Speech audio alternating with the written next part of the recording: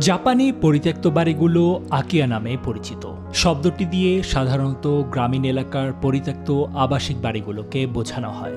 তবে রাজধানী টোকিও এবং কিয়োটোর মতো বড় শহরগুলোতেও আকিয়ার সংখ্যা বৃদ্ধি নজরে আসছে।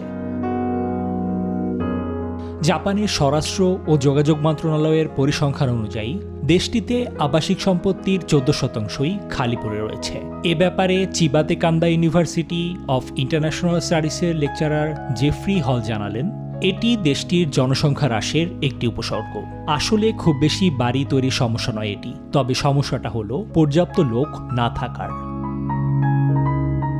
বিশেষজ্ঞদের বরাতে সিএনএন জানায়, প্রায়ই প্রজন্মের মধ্য দিয়ে চলে যায় আকিয়া। কিন্তু জাপানে জন্মের হার হ্রাস পাওয়ায় অনেক পরিবারই উত্তরাধিকারী নেই, অথবা উত্তরাধিকার সূত্রে প্রাপ্ত তরুণ প্রজন্ম যারা শহরে গেছে এবং গ্রামে ফিরে আসার সামান্যই আগ্রহ দেখিয়েছে। কিছু বাড়ি খালি পড়ে আছে প্রশাসনিক জটিলতার মধ্যে। পুরনো বা দুর্বল রেকর্ড ব্যবস্থার কারণে এসব বাড়ির মালিক যে কারা তা স্থানীয় কর্তৃপক্ষের কাছেও অজানা।